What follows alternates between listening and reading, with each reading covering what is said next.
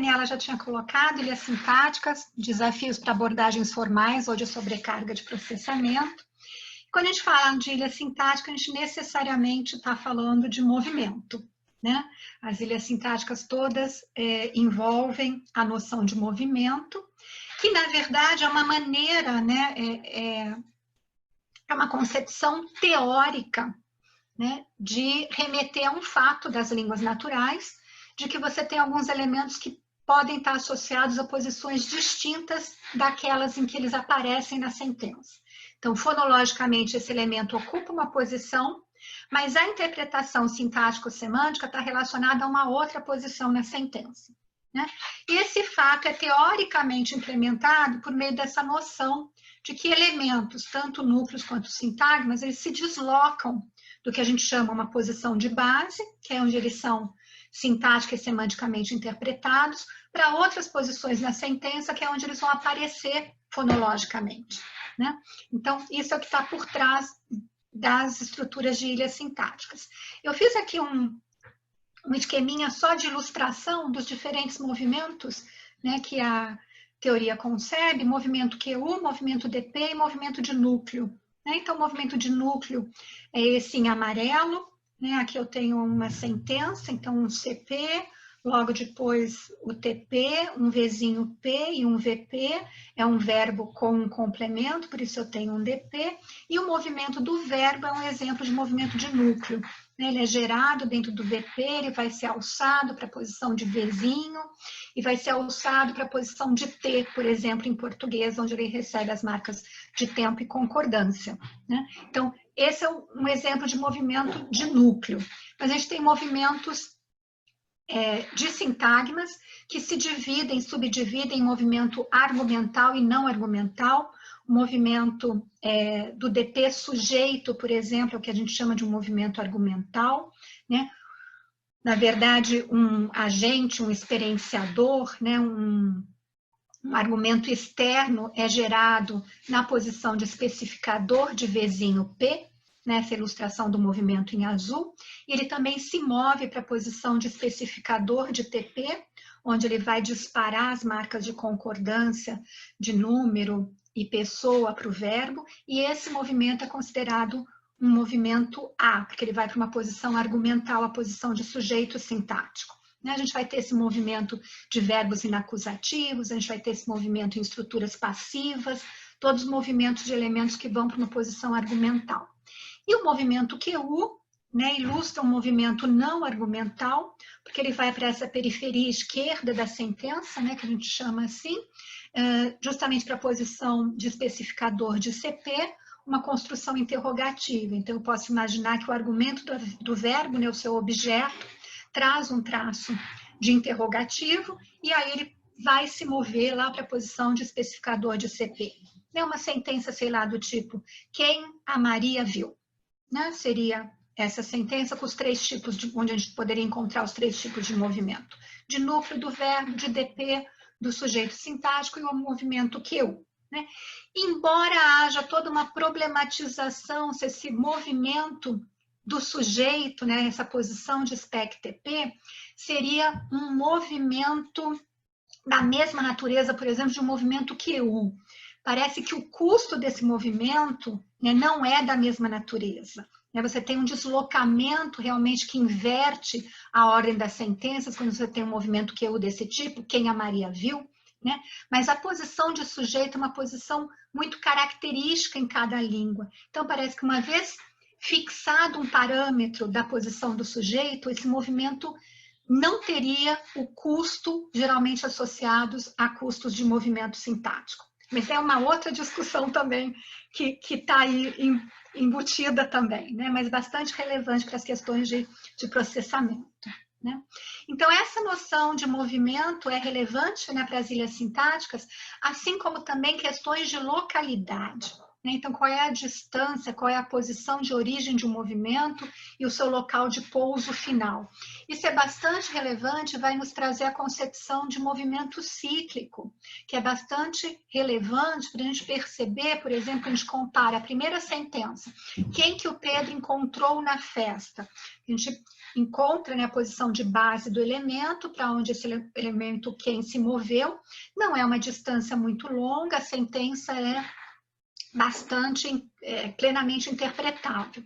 Mas eu posso ter uma estrutura bastante longa, como a próxima. Quem que o Pedro diz que o Paulo acha, que o Carlos acredita que a namorada encontrou na festa?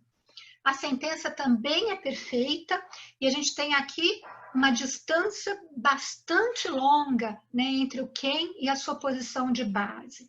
E já a próxima sentença tem um movimento de distância intermediária entre a primeira e a segunda, então é um pouco maior do que a primeira, mas é bem menor do que a segunda, e, no entanto, não é uma sentença interpretável na língua, né? Quem que o Pedro encontrou o profissional que atendeu? Ups, dá um tilt, né? Vamos pensar que a sentença original fosse: Pedro encontrou o profissional que atendeu a sua namorada. Eu quero questionar esse DP, a sua namorada. É um quem, e eu coloco o quem lá no início da sentença. Ou seja, eu estou fazendo exatamente o mecanismo para formar uma sentença interrogativa, mas aqui não dá certo. Né? Não dá certo porque eu estou aqui justamente com uma ilha sintática, essas configurações a partir das quais a formação de interrogativa não resulta gramatical. Então, na verdade, o que se tem colocado é que para essa sentença super longa, a segunda, eu tenho a possibilidade de fazer um movimento cíclico. Eu vou ter locais de parada, todos aqui que estão ilustrados são, né, na borda do CP. Então, esses locais de parada por onde o movimento vai sucedendo ciclicamente. E, de alguma maneira, isso parece não poder acontecer com a terceira sentença, né? Essa é um pouco a ideia por trás das ilhas sintáticas. Então, elas são essas configurações sintáticas a partir das quais o movimento não é permitido.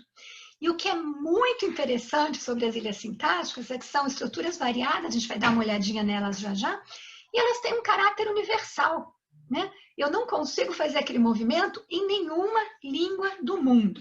Eu vou ter alguma microparametrização entre as línguas, sim, a gente vai falar disso um pouquinho. Mas quando a gente vê que é um fenômeno tão robusto, em línguas tão diferentes, famílias ali atuando, a gente logo levanta, então, a questão de que isso deve ser um princípio universal, né? Se ele está ali expresso em tantas línguas do mundo, né? E a teoria, então, vai buscar uma análise para essas restrições de ilha.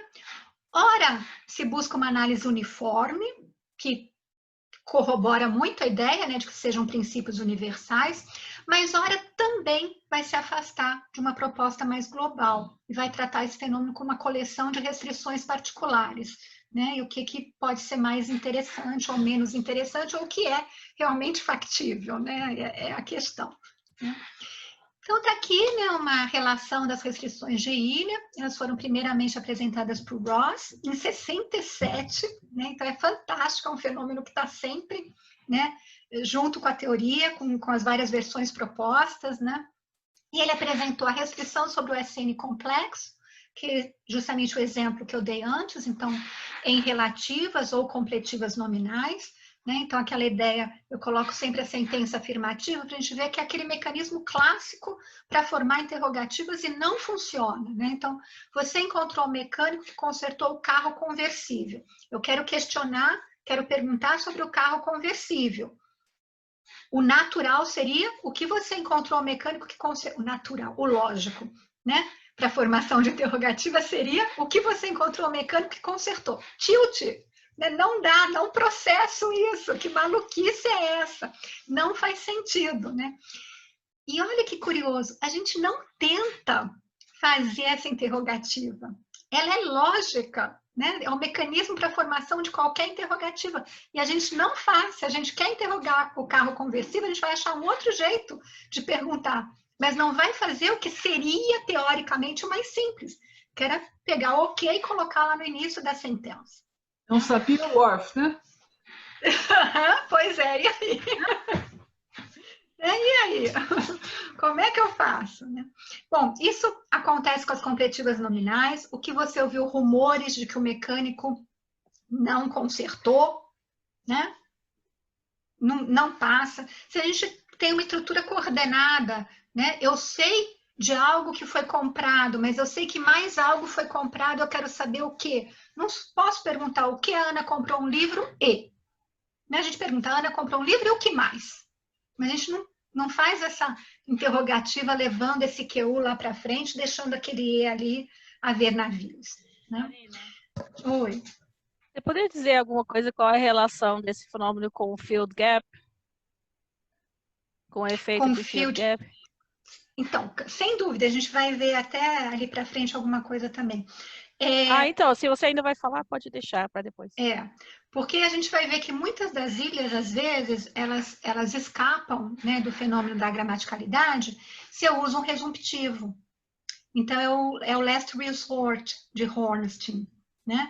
Então, você vai usar um pronome resumptivo justamente para salvar uma derivação que, de outra maneira, fracassaria. Né? Então, você traz que são resumptivos para salvar ilhas. Isso a gente tem muito esse fenômeno. Né? Então, você teria uma memória do que é e você resolve localmente com o resolutivo. Tá? Exatamente. É como se, opa, eu comecei a fazer uma interrogativa, de repente eu vi que eu não consigo recuperar aquilo como um gap, e aí eu encaixo um resumptivo para salvar a derivação. Né? Então, esses são os resumptivos verdadeiros, segundo Hornstein. Né? A nominal, para mim, soa melhor do que a restritiva. Completiva nominal, né? Isso. Então, isso. Então, o que a gente vai ver é que, na verdade, parece haver uma gradação. Né? Tem horas que elas ficam um pouco melhores.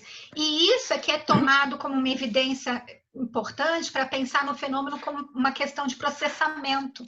Isso. Essa é a minha pergunta, né? Se tem essa briga, por exemplo, que quem disse, assim, principalmente nesse primeiro exemplo, olha, isso é um efeito do field gap, isso não é... Há esse contraste no sentido de dizer que é field gap, que não é um problema de representação sintática, ou você acha que essas duas abordagens, elas, na verdade, andam de mão dada? Eu não acho que dá para você defender nenhum tratamento puramente formal, nem um tratamento puramente processual para ilhas sintáticas, não. Eu estou indo por esse caminho, que eu acho que tem. Vai falar isso, né? Lá no final eu vou falar isso. No meu último slide eu vou falar exatamente isso, mas já está dito. Porque então, você acha que elas são compatíveis, né? Você dizer que a field gap não é necessariamente incompatível com a sua análise sintática? Não, porque ela é justamente vista como uma maneira de salvar uma derivação que de outra maneira não convergeria. Então, de novo, você está de mão dada com processamento e gramática. Eu acho que não vai ter como escapar disso, não. Né? Agora, resultados de neuro, que eu acho que podem nos mostrar muita coisa, né? Mas aí é com vocês, quem sabe, né? Vocês se animam aí para irem para... Achou que talvez não, ressonância não, porque eu acho que falta granularidade. Sim, acho que não é uma resposta trivial nem rápida, mas eu acho que em última instância é lá que a gente vai conseguir, né, tentar ver alguma coisa, eu acho. Complementar, talvez, com certeza. Enfim, deixa eu seguir aqui então, né? Mais algumas restrições de ilhas, as principais. A restrição sobre sujeito sentencial, né? Então, se eu tenho algo do tipo, encontrar os livros das palestras do Chomsky é difícil. Eu quero questionar justamente esse sujeito, né? Encontrar os livros, o DP, os livros das palestras do Chomsky dentro desse sujeito sentencial. Eu pergunto, que livros encontrar é difícil? Português não é tão ruim, eu não acho. Em inglês ela é considerada bem pior, e aí a gente começa a ver que a gente tem uns microparâmetros. Vou falar disso um pouquinho também. Né? Se fosse encontrar que livros é difícil, perfeita. Né? Então, se eu fizesse um QU in situ, bem melhor. Mas, né, questionar algo de dentro de um sujeito sentencial também não resulta gramatical é uma configuração de ilha. A restrição sobre a ilha... O português europeu nessa de restrição sobre sujeito? Português europeu? Que livros encontrar? Você acha que passaria melhor? Acho que passaria melhor. Tenho essa impressão. Talvez. Esse infinitivo sempre nos soa muito PE, né? Também. Mas, enfim. Eu não sei, porque geralmente, mas não posso afirmar isso para sujeito sentencial especificamente, mas geralmente parece que as restrições de ilha têm até um peso mais forte em PE do que em PB. Até porque, como a gente tem muito objeto nulo, e na verdade a gente pode pensar no objeto nulo como um pronome resumptivo, a gente acaba salvando muita coisa que em PE não passa tão bem, por conta justamente deles não terem um uso tão amplo do objeto nulo, talvez. Né? Mas aqui também, enfim. A ilha QU é essa ilha de interrogativa dupla, então, na verdade, a gente tem dois elementos QU, né? Um fica no início da sentença e um fica na posição intermediária, ali no CP intermediário. Então, aqui eu teria algo do tipo, você perguntou que a Maria consertou como, né? E aí eu vou levar o como lá para o início da sentença e fico com como você perguntou que a Maria consertou. Veja que a sentença é ótima se eu interpreto o como com o verbo da matriz, como você perguntou. Mas não é isso que eu queria, né? O trace, o vestígio, a cópia dele está lá no final. O como deveria estar modificando o consertou. E aí eu não consigo fazer essa interpretação. Né? Então, também é uma restrição de ilha.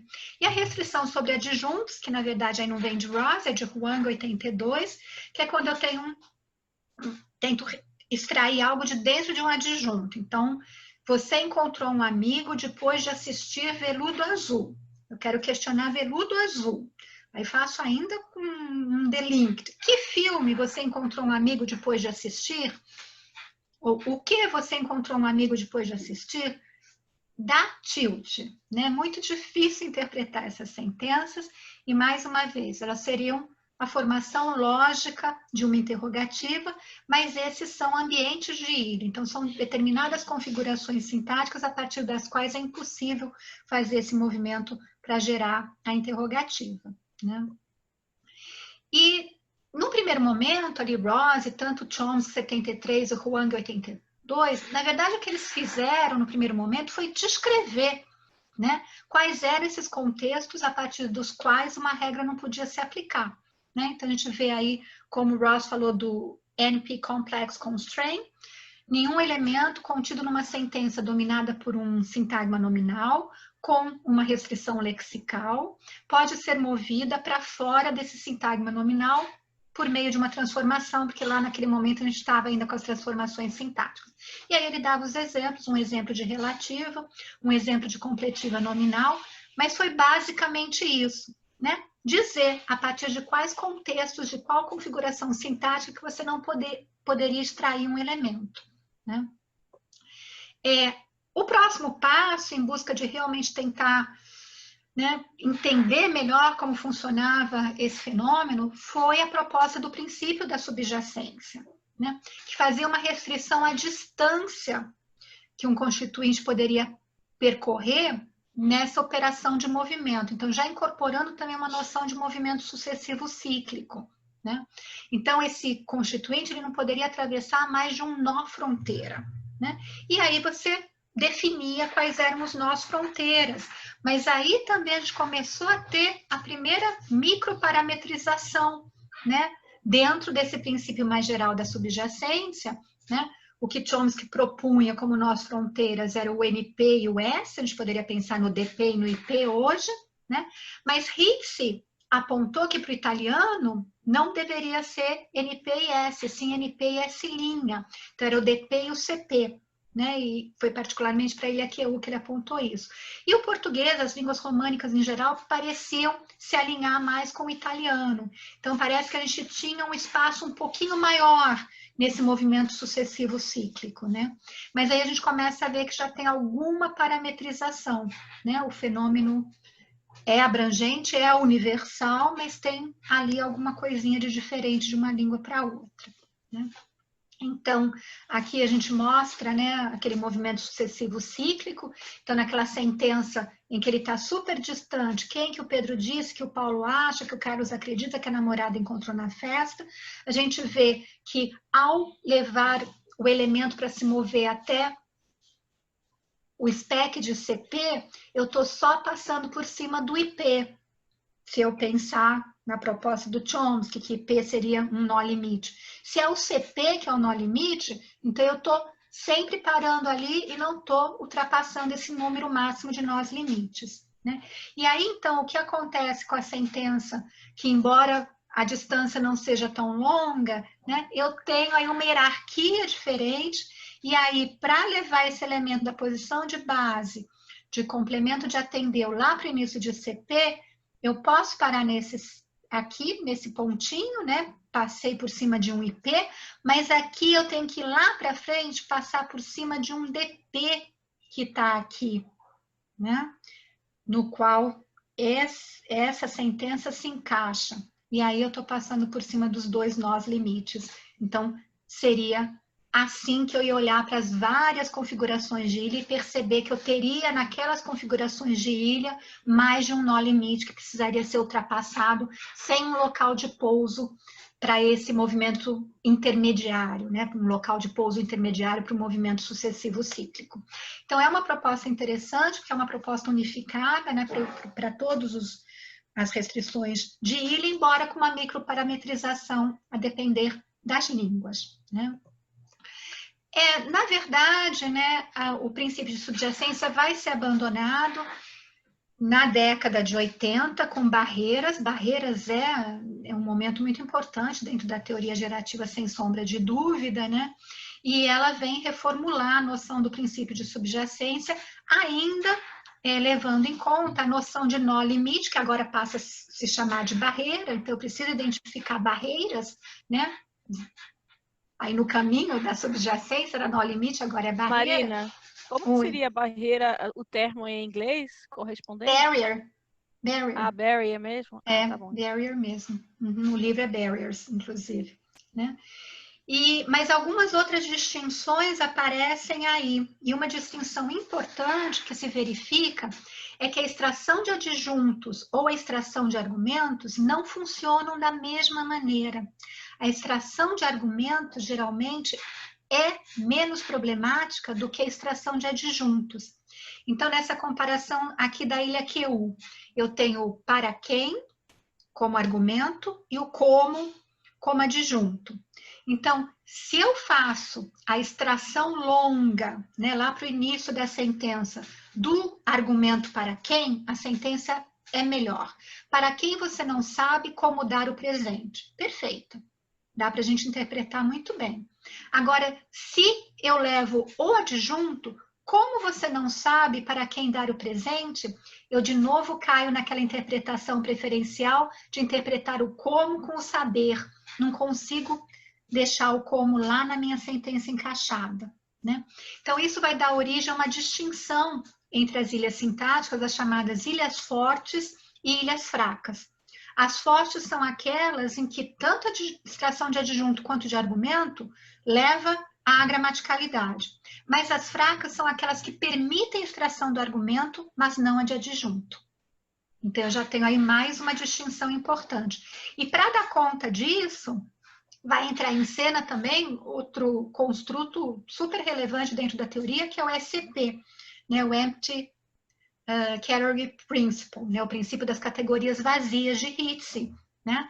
Que vai fazer uma distinção entre um elemento que é regido tematicamente ou regido por antecedência, que é o que diferencia argumentos de adjuntos, né? O argumento é teta selecionado, então ele é regido. A noção de regência nem mais aparece agora no minimalismo, né? Mas aí ela era relevante, mas a distinção a gente pode incorporar de outras maneiras, né? Então, aquele elemento que é teta regido, ele vai ter essa liberdade maior, porque eu consigo recuperá-lo com mais facilidade, porque eu preciso atribuir o papel teta, talvez, naquela posição, né? E aí eu faço essa distinção. E uma ideia de minimalidade relativizada também de Hitze, perdão, eu não apontei ali que era Hitze, que vai ser importante porque você vai levar em conta também distinções do tipo de elemento que está sendo movido. Justamente também para incorporar uma gradação importante que vai aparecer para ilhas entre os elementos delinked, aqueles do tipo que menino, que livro, contra os QUs, nus, quem, o que. Né? Quando eu tenho delinked, eu também pareço ter uma extração facilitada. Né? Então, eu tenho sempre que levar em conta se os elementos são de mesma natureza ou não, e Hitze, mais recentemente, tem trabalhado muito em cima dessa ideia. Eu vou falar rapidamente até da abordagem dele aqui hoje para vocês, talvez, que eu acho que talvez tenha muita coisa, eu vou pular algumas coisinhas, vamos ver. Acho que eu me entusiasmei um pouquinho. Estou achando que está longo agora que eu comecei a falar. Mas deixa eu falar um pouquinho dessa extração, então, entre ilha forte e ilha fraca, né? Então, as ilhas fortes são a do SN complexo, né? Aquela das relativas e das completivas nominais, a do sujeito sentencial, a de adjuntos. Dessas 3 ilhas, não tem diferença se eu estou fazendo a interrogativa com um argumento ou com um adjunto, eu não consigo interpretar nada daí, né? Não funciona, tá? E eu tenho uma série de ilhas fracas em que eu tenho essa distinção entre argumento e adjunto. Eu já tinha falado da ilha QU, foi o exemplo que eu dei para quem você não sabe como dar o presente, né? Também a ilha negativa, a ilha factiva e a extraposição. Seriam outras ilhas consideradas ilhas fracas, porque elas fazem essa distinção. Quando eu faço a extração de um argumento, passa. Se eu faço de um adjunto, não passa. Então, isso é algo que a teoria também tem que dar conta. Né? Desculpa, gente.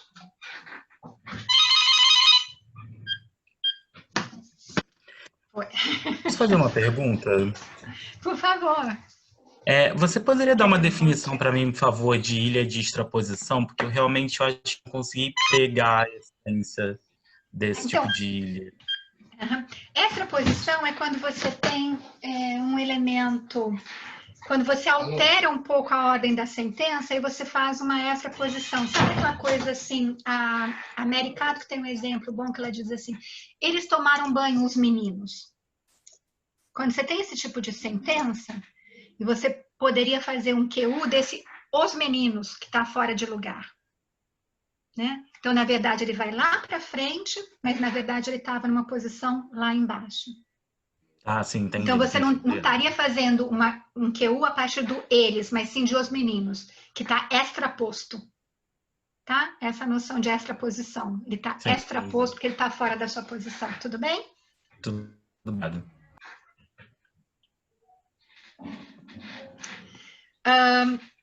E ainda em barreiras também, eu já falei do delinked, e tem mais um refinamento que vai ser importante, vai ser problematizado também nesse momento de barreiras, que é uma outra distinção que é preciso fazer na própria classe dos adjuntos. Não se pode dar um tratamento único também aos adjuntos, e aí na época isso é muito debatido com a Un et al, com Hitze e com Cinque. Aí na minha própria dissertação eu também trabalhei um pouco com esses elementos. Então, tanto o tipo de adjunto quanto a característica do elemento de linked também precisa ser levada em consideração. Então a gente vê que que é uma completiva nominal, que não é tão ruim assim para nós no PB, mas o que a Ana ouviu rumores de que você havia lido é piorzinha do que livro Ana ouviu rumores de que você havia lido. Então, quando eu tenho de linked, melhora bastante, e aqui eu tenho um argumento. O que é um argumento? Ela é melhor do que 3, que é um adjunto. Como a Ana anunciou a decisão de consertar o carro? De novo, eu só interpreto o como com anunciar, é muito difícil interpretar com consertar. Mas vejam que onde já facilita uma interpretação com a encaixada. Onde a Ana anunciou a decisão de comprar o presente? Ela tem um sabor mais de ambígua, tanto posso interpretar onde ela anunciou ou onde ela vai comprar o presente. E se for de linked, então em que loja a Ana anunciou a decisão de comprar o presente, parece que eu tendo mesmo a interpretar com a encaixada. Né? Então eu tenho uma distinção entre os adjuntos e onde e quando vão ser chamados de adjuntos referenciais Maria, você pode colocar uma? Volta aqui. Nessa 3 aqui, também tem alguma coisa lexical, né? Porque assim, como anunciar não é tão bom como consertar. Então, Né? ou seja, então você está me dizendo que mesmo pragmaticamente sendo melhor a interpretar o como com consertar, mesmo assim eu tenho dificuldade, não tenho? Não, eu tenho dificuldade, mas eu acho que se a gente mexesse nisso, se os verbos fossem ao contrário, se anunciar tivesse para lá e consertar para cá, talvez tivesse uma entendeu? Acredito talvez que mudasse um pouco, né? O que me lembra um pouquinho até aquele trabalho de aquisição, lembra que eu sugeri da turma ler? Que ele brinca com isso. E mesmo assim as crianças continuam interpretando com a matriz, né? Então, assim, aquela coisa, você consegue um percentualzinho um pouquinho maior, mas eu me pergunto quanto que esse percentual já não é de um raciocínio metalinguístico. Pode né? ser que sim. Pode ser, então, né? O tempo pode resolver isso. Então é uma questão de tempo ou de novo flagrar mesmo, né, na mente alguma coisa para a gente ter essas certezas. Então, sim, tempo é essencial, porque... Mas não tem a ver, talvez, com a relação que o modo tem diferenciado do que, por exemplo... Tá baixo, hein, Maré? Tá baixo. Desculpa. Não tem também relação com como modo, em termos de adjunto, o modo se relaciona de forma mais direta com o evento, o verbo, do que, por exemplo, lugar? Você acha que não é dessa natureza, não?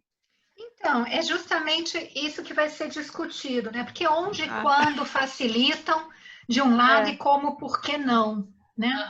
Então, esses adjuntos onde e quando, temporais e de lugar, eles até têm pronomes que podem substituí-los, aqui, lá, agora, depois. Então, assim, eles têm mesmo uma leitura mais de correferencialidade, né? Para como, porque a gente não tem esse tipo de pronome, por exemplo, né? O onde, por exemplo, é inclusive um elemento que pode ser argumental, né? Eu posso ter verbos do tipo colocar, né, pôr, que exigem um argumento do tipo locativo, morar, né? Então, quando eu encontro um onde lá no início da sentença, eu posso ter expectativa de que eu posso encontrar ali um predicador que o exija. Então, talvez de uma certa maneira eu segure mais o onde, eu não vou logo interpretando com a matriz, porque pode vir alguma coisa, né, que o exija mais para frente. Isso pode ser um pouco diferente dependendo da língua, talvez, né? Porque você pode ter uma expressão já também de caso, né? Assim, em cima do QU ou não? Sim, você pode ter QU marcado com caso e geralmente ele não interfere em nada no processamento. Os resultados que se tem é que as marcas de caso não auxiliam em nada o processamento. Não? Incrível, tá bom, então. né? Incrível. Parece que não. Bom, então tem essas questões que talvez a gente levante para o onde e para o quando, e particularmente para o onde, que talvez também auxiliem para levar a essa maior facilidade na extração de onde e quando, sobre como e porquê. Tá? Eu tive resultados confirmando essa distinção. Eu justamente fui contrastar os adjuntos, o como, o porquê, o onde e o quando. E efetivamente o que eu estou marcando aqui com asterisco e com interrogativa foi o que eu obtive, né? Marina. Oi. Muita curiosidade. E não teve problema com a ambiguidade de como conjunção? O como, às vezes, ele é interpretado como porquê, e não como modo. Isso. Essa é uma questão que vem com o como. Como você soube, parece que é assim, não é? Eu acho que eu estou tirando satisfação. Como você soube? Né? Para mim, mais ainda. Tem essa eu coisa. Acho eu acho que eu lexicalizei como muito como, né, na sua função de conjunção, mas Conjunção como, Maréia? Desculpa, não. De função de causa, de causa ou de, né, ou de como que chama? Não, de modo mesmo, né? Não, de causa é mesmo. De causa ou de causa. concessão, talvez, né? Assim, como você... Não, isso é também causa, né? Acaba sendo causa. Aqui, sempre... Tipo Jaque? Tipo? Isso. Acho que é isso. Jaque. Uhum. Realmente o porquê é o mais forte deles. Porquê só vai com matriz, gente. Impossível, é muito difícil você jogar o porquê para encaixado. Muito. Como vai... Aqui, os resultados. Esse gráfico é de interpretação com a sentença encaixada, né? E aí eu tenho um verbo de controle, que é bem um parentético, do tipo dizer, e um verbo factivo, que é uma ilha fraca. Então, permitiria a extração de argumentos, mas não de adjuntos, mas acaba permitindo o onde e o quando. Né? Então, o factivo é o cinza. Vocês vejam que o onde eu tenho mais de quase 60% de interpretação com a sentença encaixada. O quando, menos, né? Menos de 20%. O como e o porquê eu não tive nenhuma interpretação com a encaixada. Né? Então, eles têm realmente comportamento também distinto e que interfere para as ilhas fracas, né? Que são as que bloqueiam, né, a extração de adjuntos. E aí, a extração de onde e quando também acaba passando melhor. Então, a gente começa aí vendo que, opa, a ilha chegou assim como aquele negócio universal, e a gente vai vendo que tem aí uma série de questões para levar em consideração, né? E vou passar isso. E quando a gente vem para o minimalismo, assim, parece que ilhas sintáticas, no primeiro momento, ficaram esquecidas, totalmente esquecidas. A gente tem essa citação aqui do Books, que é bem legal. Ele diz assim: é difícil estabelecer com certeza o motivo pelo qual as ilhas foram ignoradas no programa minimalista, pelo menos parte dela. Mas parte disso, pelo menos, está claro. Ontologicamente, as ilhas são estranhas. O minimalismo ontológico vai um passo além e defende especificações de design ótimas, conforme feitas ali em Chomsky 93. O minimalismo ontológico está comprometido com o fato de que todos os mecanismos do sistema computacional estão lá para responderem às condições de interface de uma maneira ótima. Então, dentro do minimalismo ontológico, as ilhas e mesmo a ciclicidade sucessiva deveriam ser vistas como propriedades emergentes do sistema computacional. E, portanto, elas não seriam uma maneira ótima de responder aos requerimentos de interface. Né? Então, realmente, a gente tem que mudar totalmente a maneira como a gente vai olhar para a ilha, para as restrições de ilha, a partir das concepções básicas do minimalismo. Né? Eu não posso ter alguma coisa do tipo barreiras, né, que está olhando para a representação, inclusive, de uma sentença, porque eu não tenho mais, né, a proposta de uma análise de representação, né, de níveis de representação. Só tenho LF, eu tenho um sistema agora que é derivacional. Né? Então, como é que eu vou tratar disso? E aí, né, eu vou realmente ter que... Desculpa, Marina. Vai, diga. Você poderia voltar? Você poderia voltar? Volto. Eu acho difícil de entender ali. Ele está basicamente dizendo que os ilhas são como se fosse uma aberração, que, tipo, não merecem explicação? É isso? Não. O que ele está dizendo, bom, de uma maneira geral, o movimento é uma aberração. Né? Entendi. Porque ele foge do que seria ótimo. Então, na verdade, o movimento não se justifica internamente em termos formais. Né? Ele é, na verdade... Então, eu tenho que encontrar lá nos requerimentos de interface, nas imposições dos sistemas articulatório perceptual ou intencional, semântico, requerimentos que tragam para o sistema a imposição do movimento. Tudo é visto assim, a partir dessa ótica minimalista. Né? Então, se movimento já é algo estranho, que eu vou precisar, né, buscar em outras partes do sistema o que está gerando essa imperfeição no sistema, para a ilha, então, mais ainda. né? Porque ali o que seria o movimento lógico é barrado. Então, como é que eu posso explicar isso a partir dessa ideia que está por trás do minimalismo, né? Que tudo são restrições advindas dos níveis de representação com as interfaces. Tá? É nesse sentido que ele coloca. Talvez por isso foi tão difícil lidar com ilhas logo que o minimalismo chegou.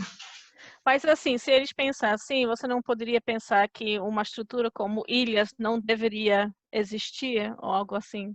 Porque ela não é um produto lógico. Isso, elas não existem, isso que é o legal dela. No formalismo, o que não existe é que me mostra como o sistema funciona. É isso, a verdade. É verdade. O dado negativo é muito importante para nós, né? Isso, Pô, por que eu gero aquela outra e não gero essa daqui? Por que essa daqui não é gerada? Né? Onde é que está? Como é que o sistema funciona? Não, eu já entendi. Eu parti do ponto de vista errado. Sim. Tá bom, então. Ótimo, maravilha. Então, é por aí mesmo, né? Bom, então como é que a gente tem que pensar em ilhas no minimalismo, né? Eu tenho que impedir esse movimento em algum ponto da derivação, né? Impedir que algum traço seja checado, eu tenho que levar, ou seja, essas derivações fracassam, né? São derivações que fracassam. Não tem barreira, mas tem as fases. Isso. E aí a noção de fase vai ser extremamente relevante, né? Só que fases tem sido acusada de ser uma reincorporação de barreiras ao sistema. Você dá sem som, Aniela. Não é mesmo, mas só que as fases têm, você tem, ela é mais próxima do processamento, né? Você consegue entender. Isso, exatamente. Eu acho fases realmente um lugar onde, né, teoria e processamento podem começar a conversar, sem sombra de dúvida. Né? E essa noção de fase vai ser extremamente relevante, então acho que vocês estão todos familiarizados, né, com a noção de que eu vou ter, na verdade, uma numeração organizada em subarrays, né, em subarranjos, e as fases vão ser CP e Vzinho P, né, o Vzinho P completo, né, porque se fala de um Vzinho P defectivo, enfim. E vou ter essa condição de impenetrabilidade de fase, então eu só consigo enxergar aquilo que está no núcleo da fase, mas nada que seja do complemento da fase. Eu tenho uma ilustração aqui que eu acho que ajuda bem, né? Então, olha, VP e CP são fases, né? O núcleo é o Vzinho e o edge da fase é tudo que está à esquerda do núcleo, né? Então, tudo que eu posso enxergar de VP na fase superior é esse edge. Edge é uma palavra ótima, né? Como é que eu traduzo edge? Essa borda, né? Então, borda acho que é bom, né? O complemento da fase, tudo que estava ali dentro do VP, está perdido para mim. Eu não consigo mais recuperar. Ele está como um elemento único, né? E aí eu tenho CP, uma nova fase. Então, a borda dessa fase é o núcleo C e tudo que está no seu spec. Então, tudo que está para baixo do TP, para mim, complemento da fase, fica perdido para a fase posterior. Né? Então, aqui a gente vê claramente como é que o movimento sucessivo cíclico vai acontecer. Ele já era pensado sempre passando ali pelo spec de CP, mas agora eu preciso considerar que eu também tenho o Vzinho P como fase, então ele também é uma borda importante que vai precisar receber movimento sucessivo cíclico. Né? Essa é a ideia. A noção de fases é criticada como uma reintrodução de barreiras, porque esse Vzinho P ele pode prover um especificador extra, que vai funcionar como um escape hatch, para um elemento não ficar preso na fase anterior. Né? Agora, eu vou sempre olhar para isso, porque eu tenho algum elemento ali, vou até voltar aqui, vamos pensar, né? Eu tenho ali um elemento que está dentro do DP do Vzão, né? Um complemento de VP que tem um traço QU. Né? Então, eu chego aqui em Vzinho P, esse elemento já tem caso, mas ele está com traço QU ativo, que não foi ainda checado. Então, de alguma maneira eu estou vendo, quando eu estou aqui na fase, que eu tenho um elemento aqui que precisa checar alguma coisa ainda. E se ele não checar, minha derivação vai fracassar. E aí eu trago esse elemento para a borda de VP, para dar uma chance de, em algum momento, ele ainda satisfazer esse traço dele que não foi ainda satisfeito, né? Isso pode acontecer ou não. E aí eu faço esse movimento cíclico também por essa borda VP, né? Mas vejam que parece que tem um look ahead aí, né? Ó, eu vou trazer esse elemento aqui porque para ver se ele se salva mais para frente, né? Então vai ser assim que esse movimento sucessivo cíclico vai acontecer com essa noção de fases, com essa noção de que Vzinho P é uma fase também. Ele vai ter que ter um traço EPP que permita a criação de um spec extra para onde os elementos vão se mover, tá? Então, e a noção de traços, de fases e de múltiplos spellouts também vão ser relevantes. A primeira ideia de algo que venha tratar um pouquinho das restrições de ilha aparece com a Minimal Link Condition no minimalismo, né? Que é uma condição de localidade e que vai falar justamente de que eu tenho que atrair sempre o elemento que é mais próximo.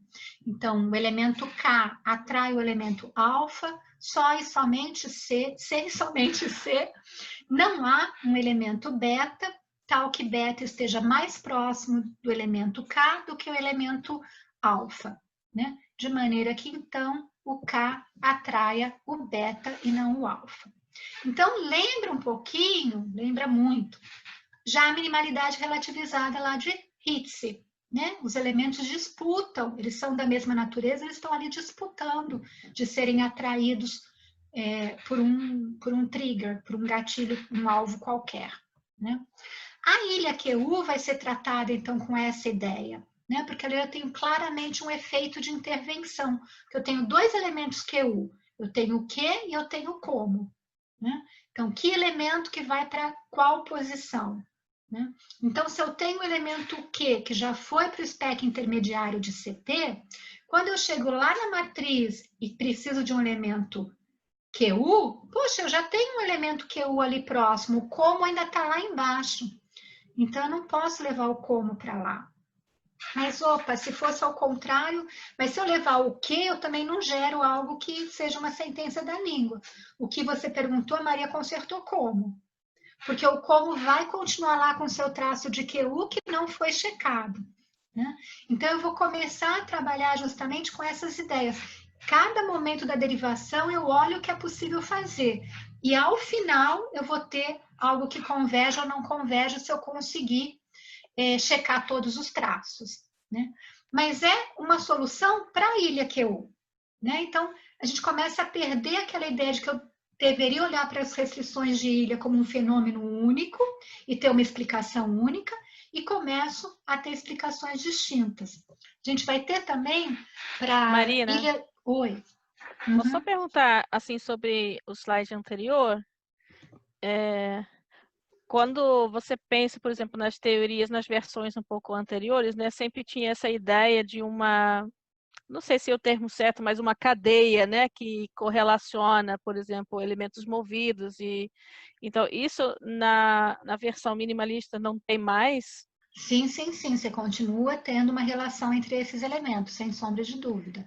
Né? Você fala. Mas como é que isso é, então, compatível sim. com essa ideia de que você não tem mais acesso àquilo que foi processado numa fase anterior? Como é que você preserva essa relação? Não, mas essa noção de cadeia é da forma lógica. Estabelecimento de cadeia na forma lógica. Então, você tem uma representação final. Tá? Então, justamente, você pode, se você deixou um elemento lá, você não tem um elemento intermediário, quando lá na forma lógica você vai buscar definir a cadeia, você não tem um elemento intermediário, você não consegue estabelecer a cadeia. Então, você junta o que aconteceu na derivação com a sua representação final em LF, para a formação de cadeias. Tá. Fez sentido para você? Mais ou menos. Sim. Mas o mais, assim, o que funciona exatamente é isso. Você deixou um elemento lá embaixo sem um traço checado. Isso já vai fazer com que a derivação não convirja. Sim. Tá? Né? Ok. A lógica vai estar por aí.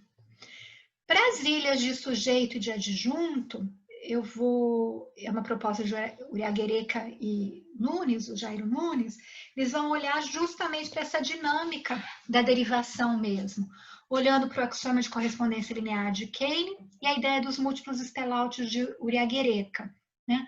Porque Kane justamente vai trazer essa ideia de que você tem que fazer o spell-out, né? Você manda os elementos, né, de uma derivação já para as interfaces uma única vez. O Uriaguereca vai dizer que não, que spell-out pode se aplicar mais de uma vez, e ele vai se aplicar para chunks da estrutura, por uma imposição justamente de linearização, né?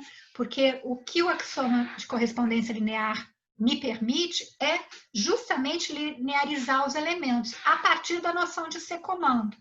Então, quando eu não consigo estabelecer que elemento que precede qual, porque eu não tenho relações de C-comando claras entre dois chunks da sentença, eu preciso linearizar um chunk, já mando para spell-out e continuo com aquele elemento na estrutura, mas já não mais com elementos internos, como se fosse um elemento único.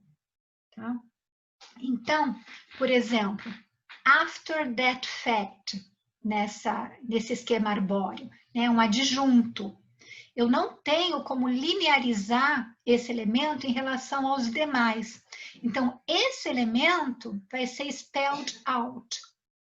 E ele fica, para eu poder linearizar internamente. After that fact, né, linearizo internamente. E ele fica ali na estrutura como um elemento único. Então, eu não tenho mais acesso aos elementos internos. Essa é a ideia justamente para eu dar conta das ilhas de sujeito e de adjunto.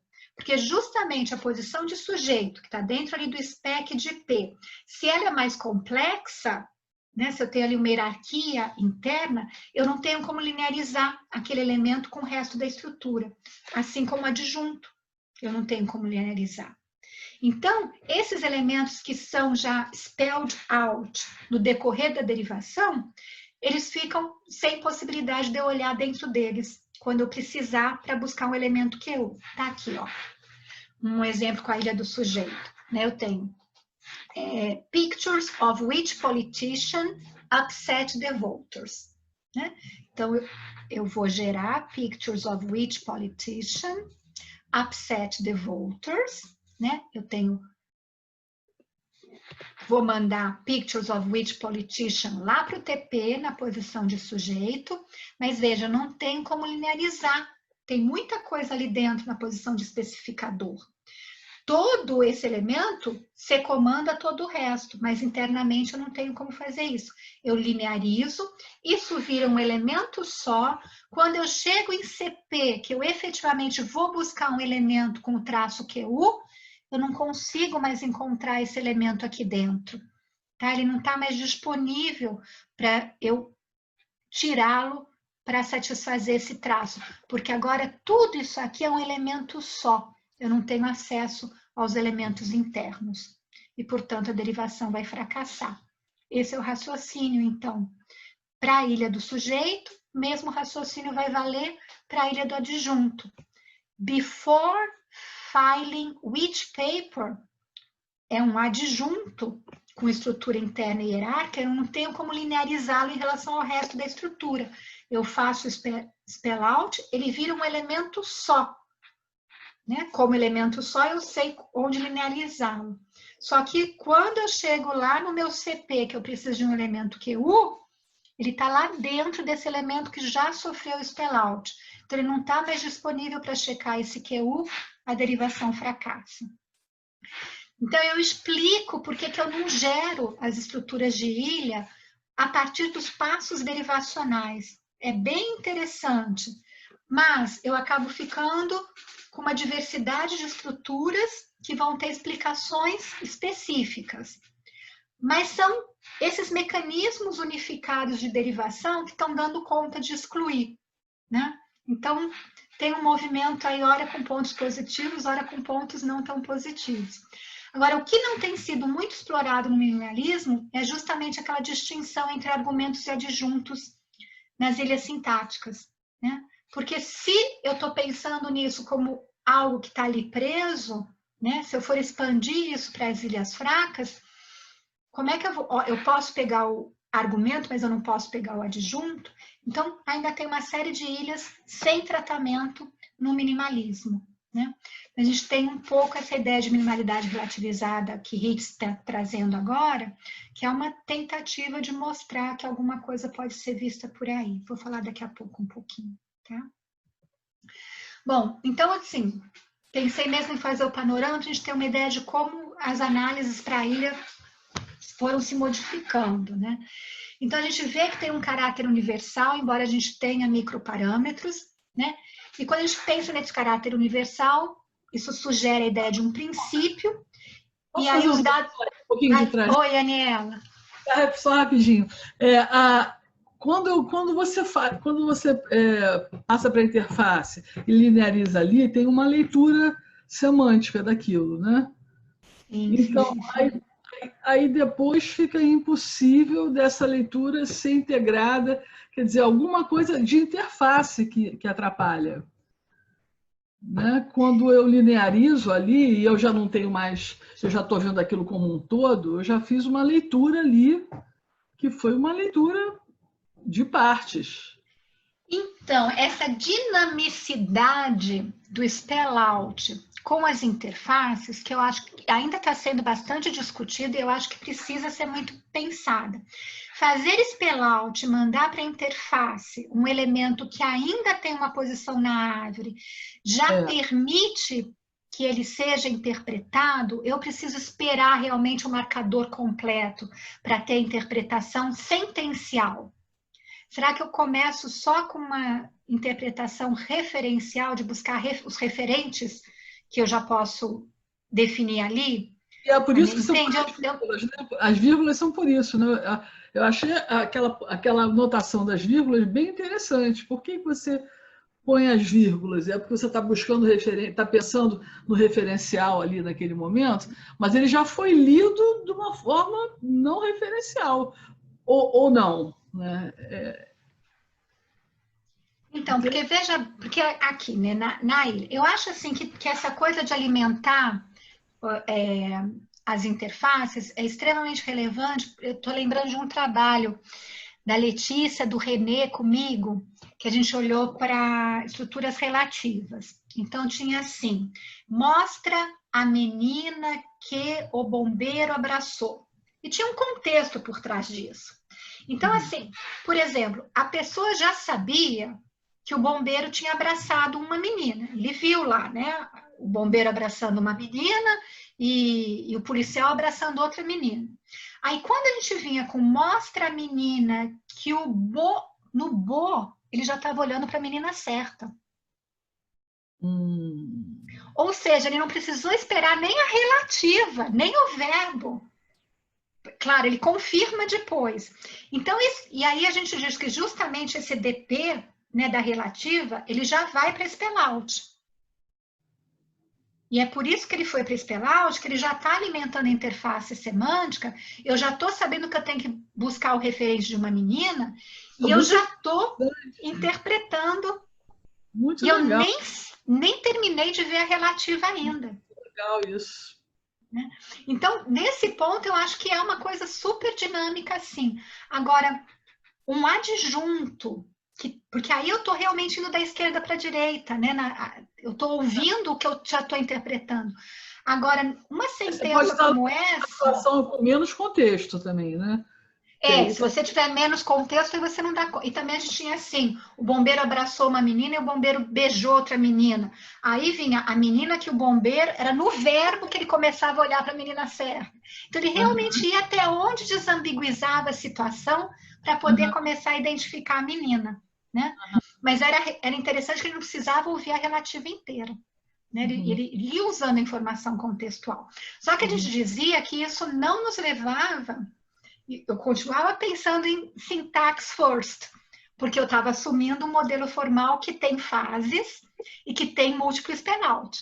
Então, eu conseguia manter tudo ainda sem falar de um modelo que não fosse syntax first, tá?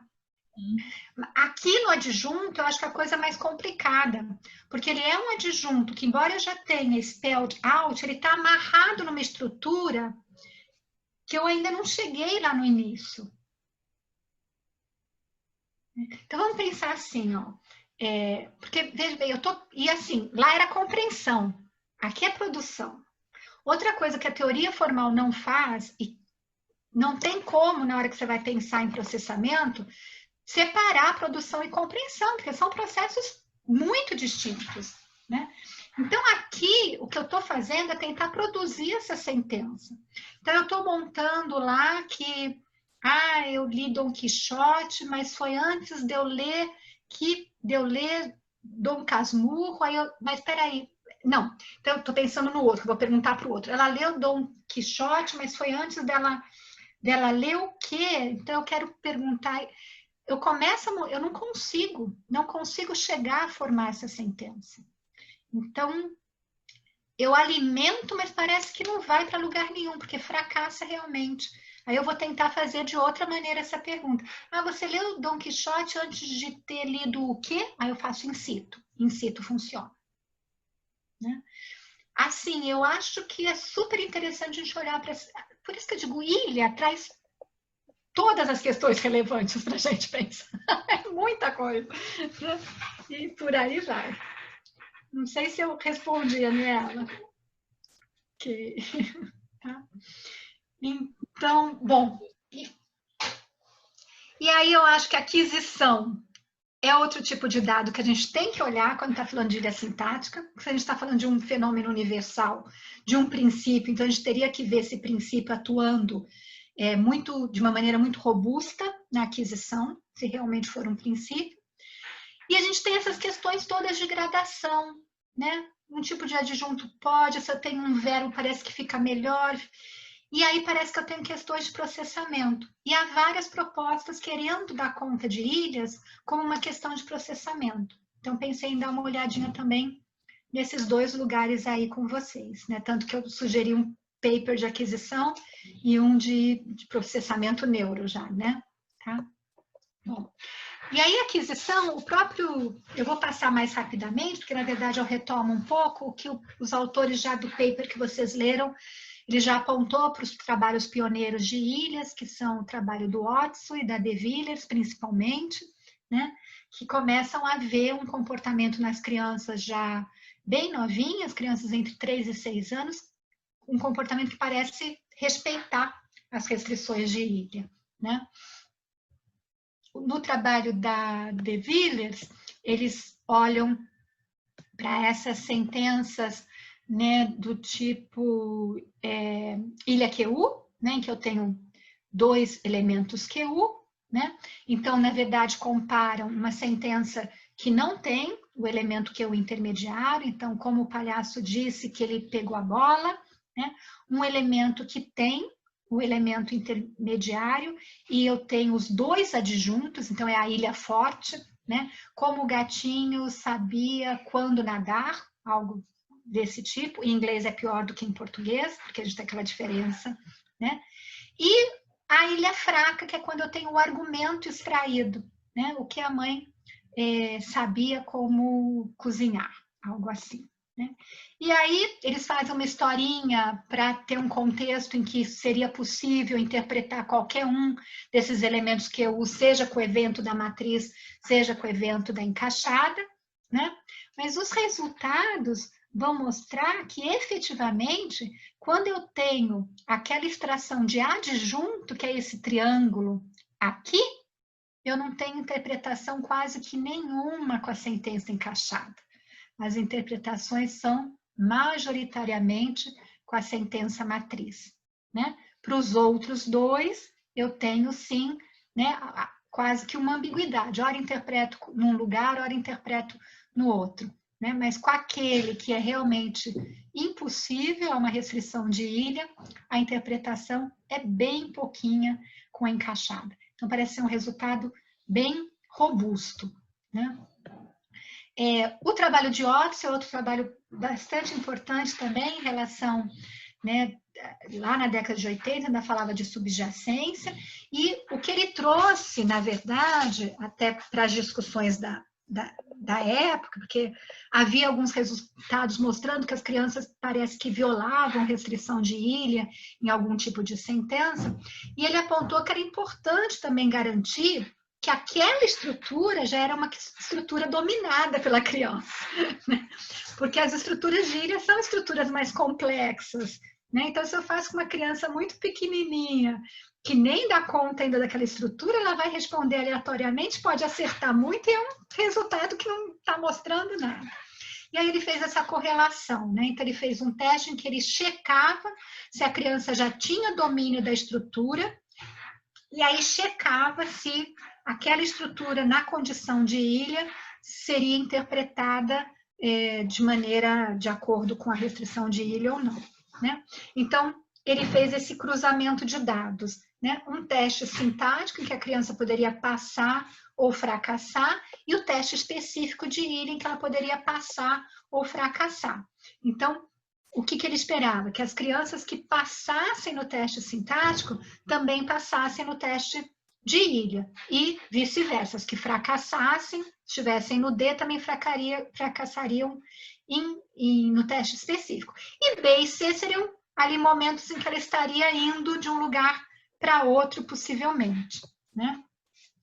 Aqui eu explico os testes, mas acho que a gente pode passar e olhar mais para os resultados. Os resultados gerais são esses, então a gente vê que realmente eu tenho números mais expressivos no passa-passa e no fracassa-fracassa, e ele fez por idade, né?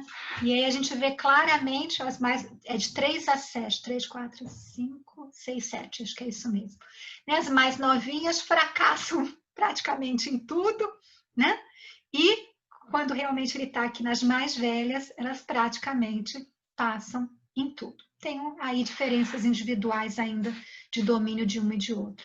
Mas, de novo, a gente tem resultados bem robustos de aquisição, mostrando que as crianças, muito cedo, elas começam a respeitar essas restrições de ilha, né? O que parece apontar que seja realmente um princípio geral de gramática, né?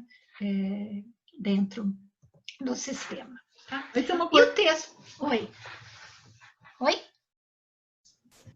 Tem uma coisa interessante que é o seguinte, que eu tenho a impressão que as crianças elas mudam mais a gramática delas ao longo do tempo do que a capacidade de memória. A capacidade de memória não aumenta tanto assim. Elas não são desmemoriadas.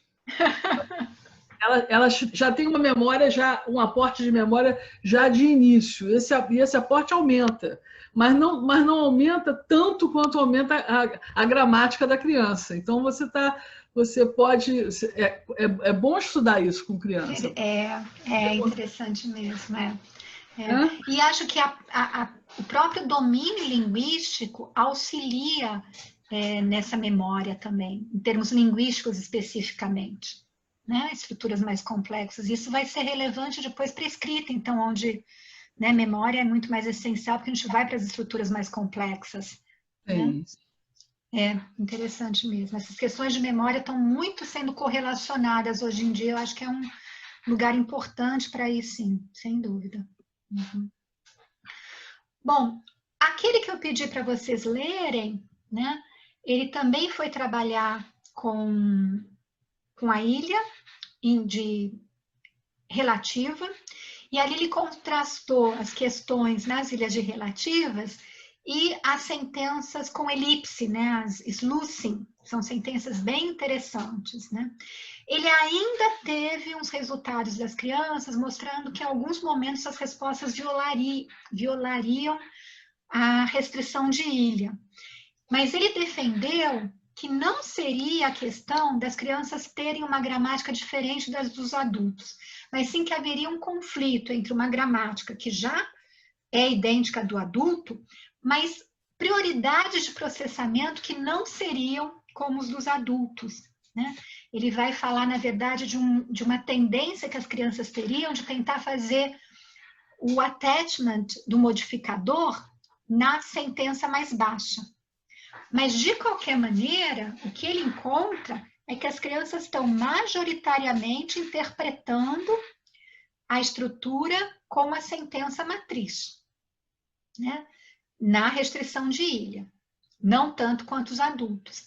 E ele faz aquela brincadeira bem interessante de mostrar que, olha, não é uma questão pragmática. Eu vou trocar aqui agora os verbos, né? Deixar com uma tendência para fazer a interpretação com a sentença matriz mais forte e diminui um pouquinho, mas mesmo assim lá nas ilhas estão lá as crianças fazendo a interpretação com a matriz. Então, a gente não tem um resultado assim como dos adultos de 100%, e ele diz que o resultado não é de 100% por conta de uma tendência de processamento que as crianças ainda teriam de tentar, né, ficar ali com o que está mais próximo na memória dela, né? De qualquer maneira, quando ele faz esse movimento para forçar com a encaixada e eu continuo tendo uma alta resposta para a matriz, a gente vê que, opa, tem alguma coisa bastante forte aí, deve ser uma restrição gramatical. Tá? Então, acho que os dados de aquisição parecem apontar para algo, né, que tem que, de alguma maneira, ser explicado pela gramática, né? E essa ideia também de processamento, né, que ele vai trazer para as crianças, na verdade está na base de várias propostas que vão pensar nas ilhas sintáticas como sobrecarga dos recursos de processamento. E a ideia toda dessas propostas vem da seguinte concepção, de que eu teria ali uma sobrecarga, porque eu estou tendo, geralmente em ilhas, uma extração de longa distância, que já é, né, algo que traz efeitos de dificuldade no processamento, e eu tenho estruturas com alta complexidade, geralmente essas configurações sintáticas é relativa, completiva nominal, adjunto, sujeito sentencial, são estruturas mais complexas.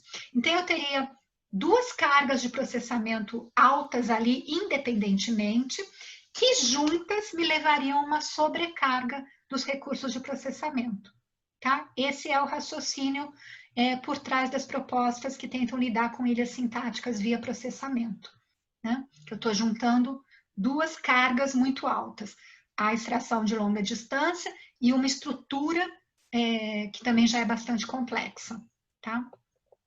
Bom, a gente tem evidência, sim, de que as dependências de longa distância trazem um maior custo. Esse trabalho é bem interessante, que eles vão olhar, né, para as dependências de longa distância, curtas e longas. Não tem nada de ilha aqui, só mesmo falando das dependências de longa distância. E vão encontrar, né, e aí é a língua de vocês. Eu estou muito tímida aqui olhando ainda para todos esses trabalhos, tá, gente? Mas eu quero ver, né, para onde ilha vai, eu estou olhando. Então, eles encontram essa negatividade anterior, que parece que está relacionada com o início de uma dependência sintática. Então, encontrei ali o elemento QU, eu sei que eu vou ter uma dependência e, né, eu tenho esse efeito. Tem o P600, que vai ser encontrado lá quando eu encontro o local de base da dependência,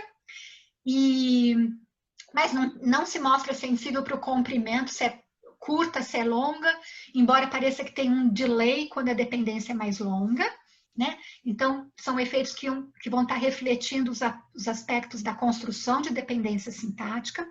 E ele tem o N400 quando numa posição em que seria possível ter o gap, né? E aí eu não encontro o gap, ele encontra um N400. Então, são resultados que mostram realmente que eu tenho um custo adicional diante de uma dependência, seja de longa ou de curta distância, enfim, né? Mas elementos descontínuos que precisam ser relacionados, né? O texto que eu pedi para vocês lerem também, era um texto novo para mim também, eu achei que ia ser interessante para a gente olhar, e ele vai olhar para a ilha QU, né? Tentando ver justamente se teria um efeito desse giro frontal inferior do hemisfério esquerdo, né? Relacionado a mais amplo, né, na ilha QU. E, na verdade, parece que o que ele encontra é que está relacionado à questão do movimento, mas não necessariamente à ilha QU. né? Em termos do experimento psicolinguístico, ele replica os resultados anteriores, né? Então, eu efetivamente tenho menor aceitabilidade ali quando eu tenho a ilha, né? Que são esses dois elementos, um do argumento e outro do adjunto, inclusive, né? Menos aceitabilidade com o adjunto, isso replica os dados psicolinguísticos, mas quando ele vai olhar para o bold response lá, a gente não vai ver muita diferença entre isso aqui, que é uma dependência sem ilha, e isso aqui, que é a dependência com ilha, né? Então, a gente vê que eles estão bem próximos em todos eles, né? Então, parece que esse efeito está mesmo relacionado ao movimento a partir de uma sentença complexa, que ele encontra tanto no across quanto no long, mas ele não encontra algum marcador para a ilha sintática. Mas, Marina, eu acho assim, quando você tem a sua evidência, é a ausência de evidência, é meio complicado, né? Porque esse que eu acho que é o limite desse método, porque ele não encontra nenhuma diferença, mas ele também não encontra... Oi? Esse método não é bem muito apropriado. A gente conversou isso, né, com a não é completamente apropriado. O anterior era talvez melhor. Porque o problema é isso, porque foi o mesmo problema no meu estudo, né, na verdade, que você não encontra efeito. Mas isso não quer, mas isso você não sabe se isso é um problema metodológico, né? Que é uma restrição da metodologia, ou se realmente reflete, né? Assim, ou seja, seria interessante se você, por exemplo, encontrasse um efeito diferenciado, né? Ou seja, assim, então aí você não tem essa sensibilidade, né? O único dado que você tem é que parece que, por exemplo, eles botam também essa frase anômala, né, como condição controle. A última, né, e não tem nenhum efeito, ou seja, assim, na verdade, assim, se você é bem crítico, você pode dizer que talvez, né,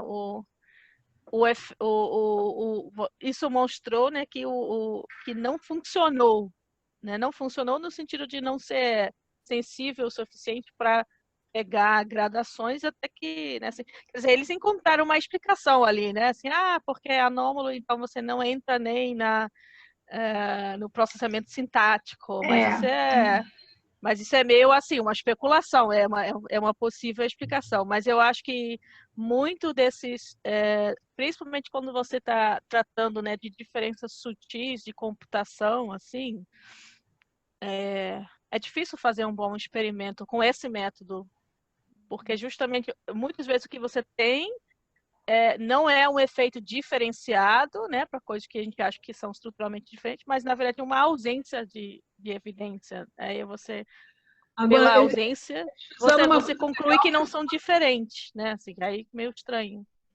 Mas eles andaram no sentido de fazer uma diferença entre o paropercular e o triangular. Eles conseguem estabelecer essa diferença que quase não aparece na literatura. Quer dizer, agora que eles estão a área de Broca dividido nas duas. Fala. Eu acho que o interessante desse texto foi exatamente olhar para... eles buscavam, né, o giro frontal inferior, mas eles delimitaram outras áreas de interesse. Eu também acho. Também achei que outras áreas de interesse. Mas para mim, eu meio que já sabia que seria ali, tipo assim, não achei... Assim, eu acho assim, é complicado. Eu acho que é sempre bom você complementar com vários... né, assim, porque eu acho que assim, não... de qualquer forma, assim, a conclusão... Quase não se via. Mas a conclusão não pode ser que essa distinção não é, digamos, neurologicamente relevante ou psicologicamente relevante. Tem que tomar cuidado com esse tipo de conclusão, entendeu? Eu tenho uma crítica pelo outro lado, porque, olha, a ilha QU que eles usaram foi com what e where.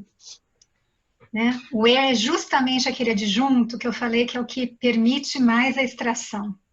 Ah, pode ser. Então, talvez ela não fosse forte o suficiente também, né? O que eles usaram talvez não tenha sido uma ilha forte o suficiente para levar algum contraste também. Então, temos aí já mais questões ainda. Não, e o movimento base não teve diferença com frase e controle. Isso também é meio problemático. Porque isso é como se fosse um medidor, né? Ou seja, que teve só o movimento dentro da sentença, né? Ele não foi, esse contraste não foi diferente da frase controle, ou seja, lá você já tem uma indicação de que a medida que você tem não está sutil o suficiente, né? Assim, eu acho. Não que não seja interessante, mas tem que tomar cuidado com as conclusões. Né? Não, aqui é um mundo muito novo ainda, né, gente? Com certeza tem muito aí para entender, né? Eu tenho muita pena de quarta-feira não ser um dia que eu posso estar junto com vocês, aliás. Infelizmente, tá? Bom, deixa eu seguir aqui. Se por um lado ali a gente não teve resultados muito claros, a gente tem algumas evidências interessantes no sentido de distinções se eu tenho ou não tenho uma ilha sintática. Por exemplo, a gente tem essas evidências já reportadas há algum tempo na literatura, de que os tempos de leitura ficam mais longos quando eu tenho uma posição de lacuna, a expectativa da posição de lacuna frustrada, né? Que é a comparação de A e B, exemplos lá de Stowell, 86. Então, esse us aqui, né, me leva a tempos de leitura mais longos, porque eu esperava, porque eu tenho aqui um who, e eu esperava essa posição como sendo a lacuna do who, né? E em B isso não acontece, por quê? Porque eu não tenho, né, não comecei a construir nenhuma dependência. Só que isso não acontece. Perdão, eu estou aqui mexendo, tirando as carinhas de vocês para enxergar e mexendo demais. Isso não ocorre se eu tenho uma ilha sintática. Ou seja, parece que eu já não tenho a previsão de ter uma lacuna dentro da ilha. Né? Então, aqui eu tenho uma ilha do sujeito, né? Mas não tenho diferenças de leitura aqui em Greg's. Mesmo que eu tenha a mesma diferença que eu estava fazendo aqui.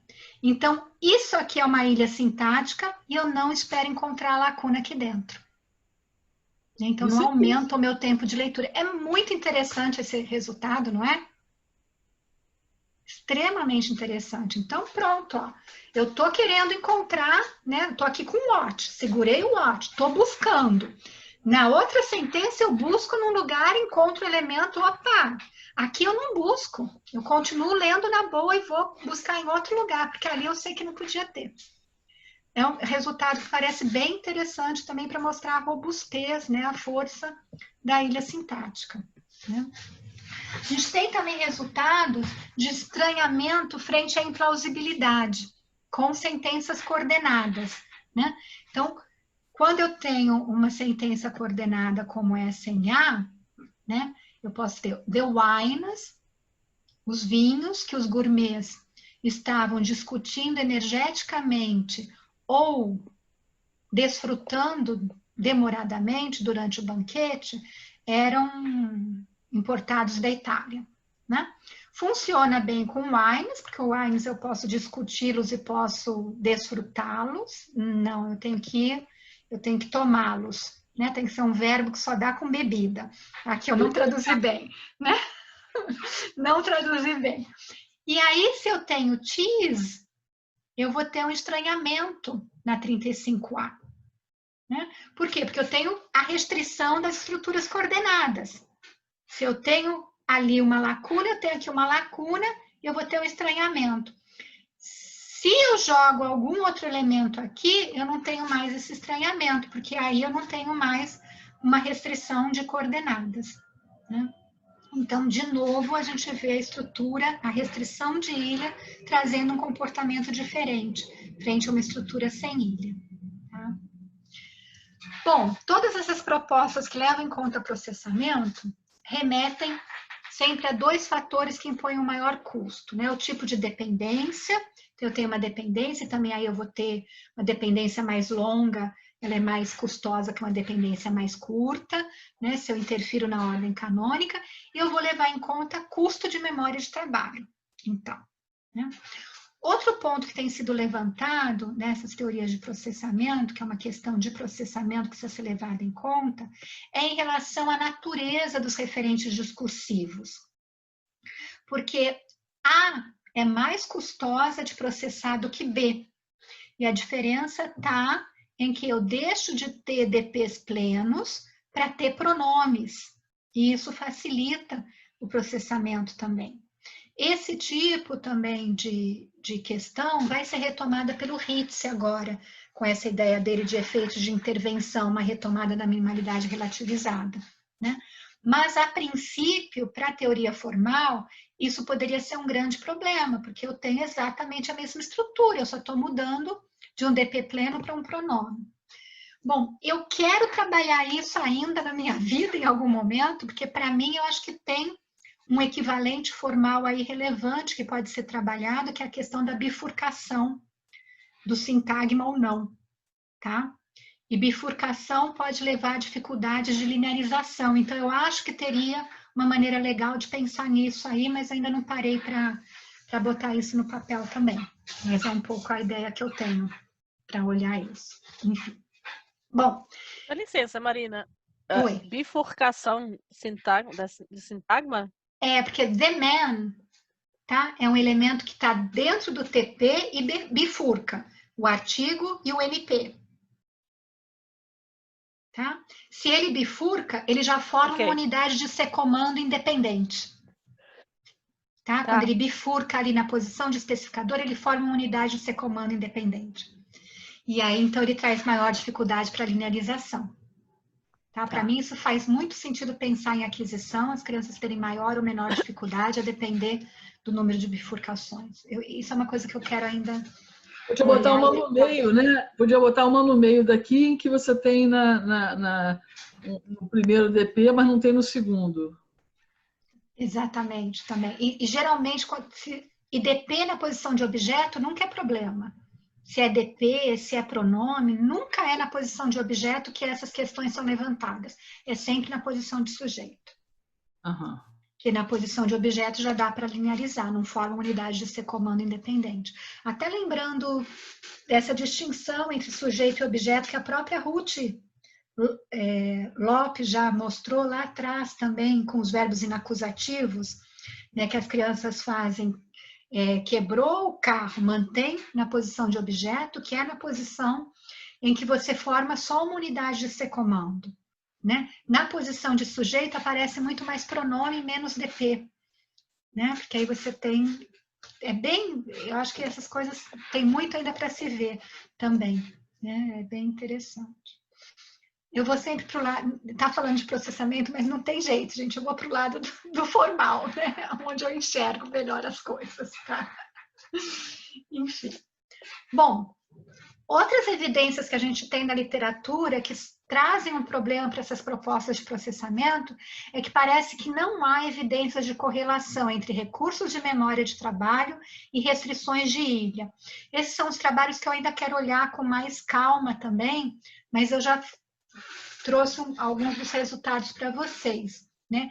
Esse de Sprouse et al., eles vão trabalhar com escala Likert e duas medidas de memória de trabalho, o tal do NBAC e o Serial Recall Tasks. Eu nem conheço muito bem essas tarefas, tá, gente? O NBAC é aquela coisa que, quando você chega no alvo, você tem que identificar o alvo, né? E aí ele pode estar mais próximo ou mais distante. Então, assim, qual é a letra que vai repetir, né? Então, aqui você está procurando o L, ele veio logo depois do L, né? Aqui é o D está 2 casas atrás. Então, é o quanto que você tem que segurar aquela palavra até encontrar o alvo, tá? Mais ou menos assim, esses testes de memória, né?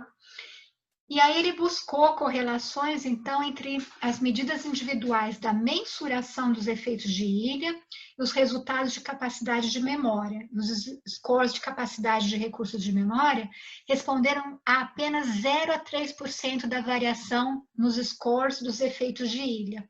Tá? Então, ele fez tem que ir para o texto para ver os detalhes, mas ele trabalhou com aquele DD Score, que é Difference in Difference. Então, ele foi medindo, né, a partir da base, quanto que eu tinha mais de custo de processamento quando eu mexia em colocar mais distância, quando eu mexia em colocar a ilha, e foi adicionando esses valores. E isso não bate com os efeitos que ele teve, tá? Então, não parece haver correlação. O trabalho também desse Michael, Michel e de Tokimoto também vão buscar uma relação entre memória de trabalho e ilhas sintáticas e também não encontram uma correlação. O do Tokimoto foi feito com japonês, efeito de ilha e tarefa de reading span, tá? E não encontrou relação aí, que é um dos pontos importantes que são trazidos para as propostas de processamento, né? E o grande desafio que a gente tem para as propostas formais são esses efeitos de gradação de gramaticalidade, que às vezes parece que você tem um efeito que vai melhorando, né? Então, se você tem o delinked, né? Se você tem algo mais específico, então, aqui, ó, se a gente contrasta aqui em C. What did John drive Mary crazy trying to fix? Não é tão ruim, né? Porque o what com did John drive Mary crazy, eu não consigo mesmo trazer isso para cá, eu vou esperar lá. Né? Among his most famous works are the Mass in C minor and the Wrecking, which he died before finishing. Eu consigo fazer essa leitura, são estruturas de ilha. A gente tem também aquela questão de satiação, né, do satiation effect. Isso a gente vê muito, e com ilhas a gente vê muito. Então, se a gente faz um teste de julgamento de gramaticalidade, a gente vê que as últimas estruturas, mesmo sendo do mesmo tipo das primeiras, começam a receber já uma aceitação maior, né? Então, mas satiation effect é algo que a gente tem que lidar, acho que sem deixar de fora a explicação formal, né? Então, enfim, mas acho que são, enfim, na verdade o que eu acho é que não vai ter como deixar de levar em conta ambas as coisas, né? Questões de processamento, que talvez não tenham tanto a ver com memória num sentido tão estrito. Mas né? A questão de saciação, ela tem a ver com a forma como você faz o teste. Não é para processamento só, né? Quer dizer, o cara escolheu, você fica primado para aquela estrutura, já chega num momento que ela já fica legal para você. Ela fica legal, exatamente. Você pode conseguir resolver isso no desenho do experimento, né? Você põe fazendo individual, Mas, de qualquer maneira, é interessante você ver que o efeito existe. Né? Assim, então, se você olhar individualmente, você vai ver que ali no final ele está aceitando mais. Mas né? tem muito também, o que eu acho que essa coisa de ilusão gramatical também explica muita coisa. Né? De que se cabe sintática, porque justamente por ser tão longo, né? Aí você meio que, cabe semanticamente, então esse de requiem e dying and finishing, eu acho que você interpreta assim. Não? Por isso eu acho por exemplo, que o Collins tem os resultados. Quando o Colin Phillips faz com o tempo, eu acho que ele tá fazendo alguma coisa melhor do que esse que você mostrou duas slides lá anteriores, que não estava com tempo, né? Que é o da Likert Scale, né? Olha, ali você fica mesmo muito numa posição muito assim, quase pode dar por outras razões, sabe? A gente não sabe o que a gente está medindo aqui.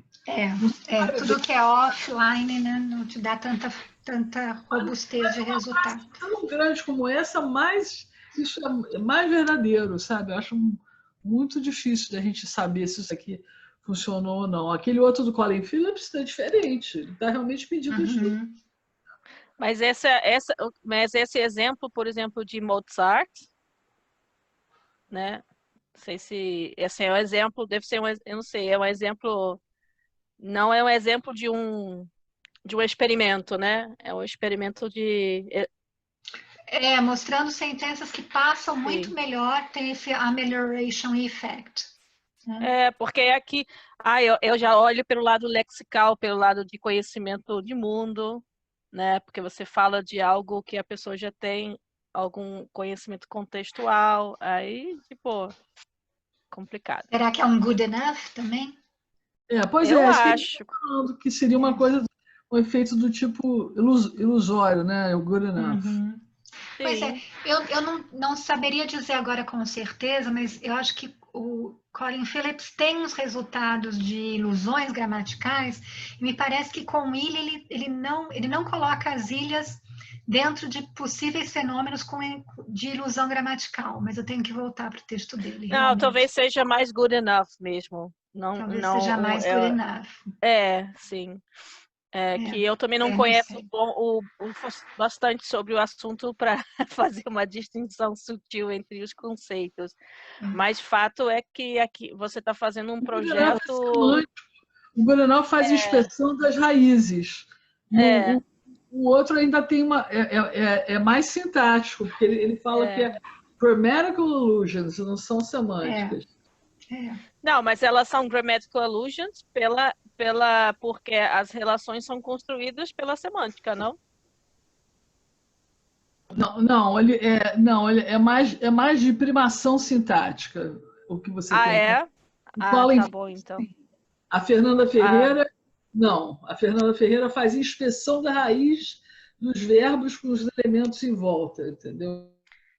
Mas, por exemplo, se você pega um exemplo como ter, tem mais coisa ainda acontecendo, aquele Among His Famous Works. Porque também, imagina, na hora de você chegar no final da frase, você já fez todo um framing contextual, né? Que vai salvar essa frase. Tipo, é interessante, né? Essas diferenças. Bom, e só do PP também está deslocado para frente, também acho que tem outras questões aí. Enfim, não é fácil dar conta de ilhas, não. É por isso que é tão complicado estudar, né? Porque realmente. Não é muito trivial, tem muitas questões por aqui. Sobre aquela natureza do tipo de referente, acho que rapidamente eu falo do Ritze, que é uma proposta mais recente, 2004, ele tem trabalhado bastante, apresentou em 2018 lá no Sul, inclusive, essa ideia da intervenção de elementos ser relevante para a complexidade computacional. E aí ele olha isso principalmente para a criança, vendo a assimetria entre relativas de sujeito e objeto, que as crianças têm muito mais facilidade com relativa de sujeito do que o de objeto, e ele vai apontar que é esse elemento interveniente, né, o Z, o fato de você ter como ali em 2, né, the cat that the dog chased. Você tem the cat e the dog, dois elementos de mesma natureza, e o the dog está interferindo da posição de base do the cat para a posição final do the cat. Né? Então, a criança teria dificuldade com essa complexidade dos elementos intervenientes serem de mesma natureza do elemento sendo movido. E aí ele começa a expandir isso também para gradações de aceitabilidade, para dificuldade de processamento, né? E para as crianças, como eu já disse, para incapacidade de computação. Então, por exemplo, ele mostra que gradações de aceitabilidade podem ter a ver com questões também estruturais, de hierarquia. Então, embora em 3 e em 4 a gente tenha um elemento interveniente aqui, who, né? Em 4, esse who não está se comandando a posição de onde o when sai. E 4 é melhor que 3. A relevância dos traços para as operações sintáticas parecem ser relevantes para contarem um elemento como interveniente ou não. Então, se você tem um elemento com traço de número, e número, por exemplo, é um traço que vai ser acessado para a computação de concordância do sujeito, aquele elemento parece intervir muito mais do que se o elemento tivesse algum traço que não é também necessário para a derivação sintática.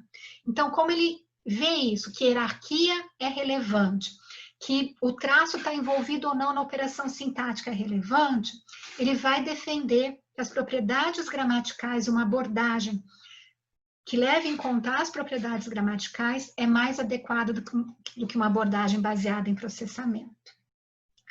Eu não vejo por que as duas coisas não estão encaixadas, né? Os traços precisarem ser ativados geram carga de processamento, né? E é por isso que eu disse que, na verdade, há desafios para ambas as propostas, né?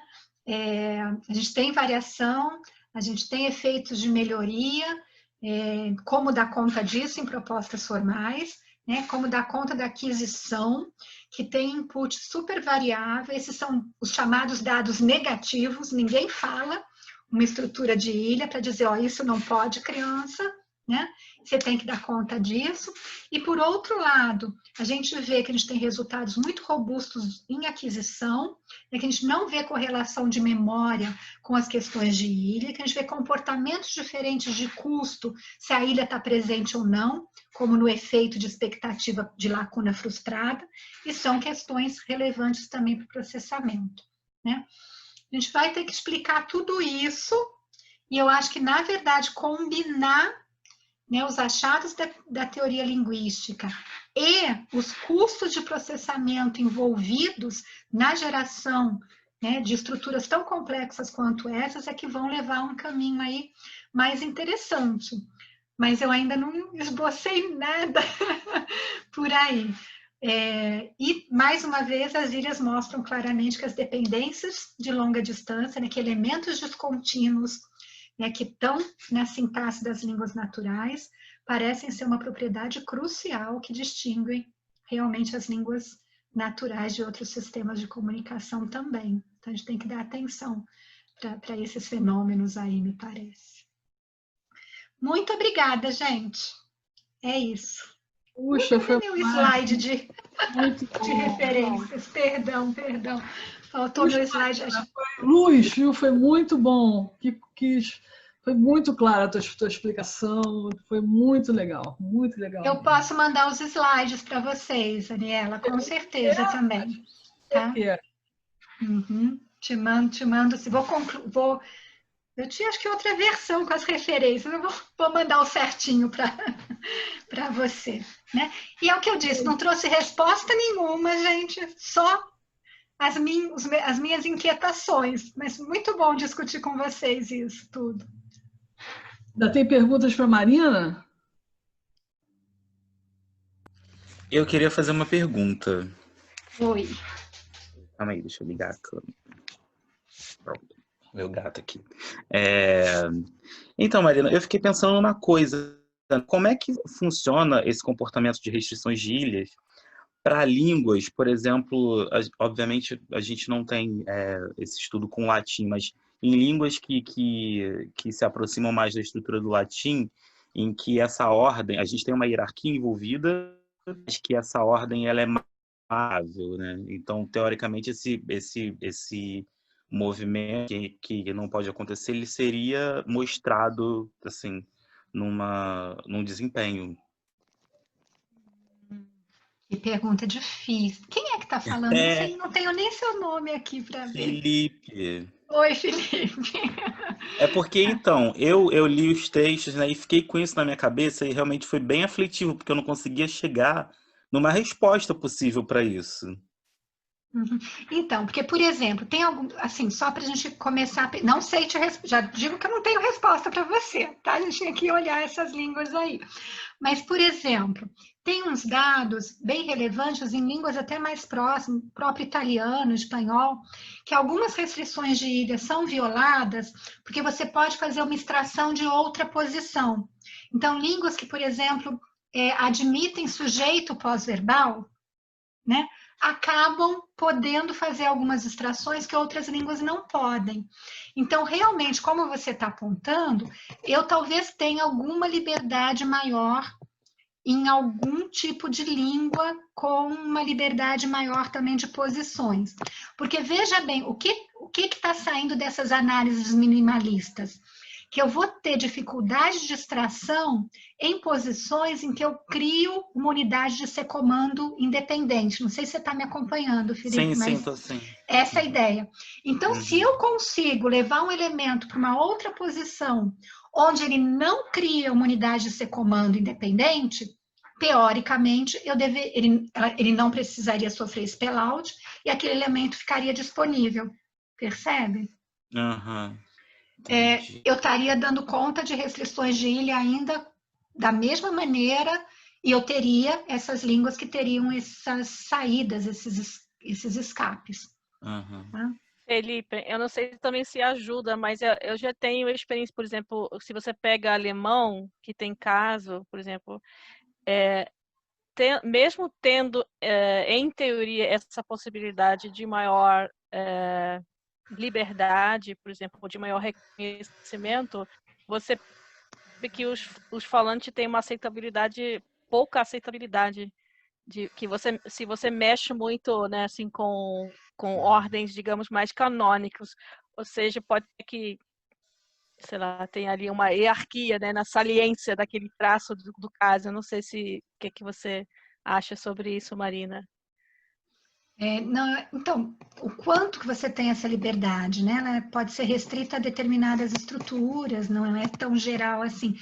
Tem a questão das línguas não configuracionais, essas realmente são bem distintas, é um punhadinho, eu não estudei nenhuma delas, é um desafio enorme, enfim, adoraria ter 30 horas no meu dia e conseguir ver um monte de coisa que eu gostaria de ver, mas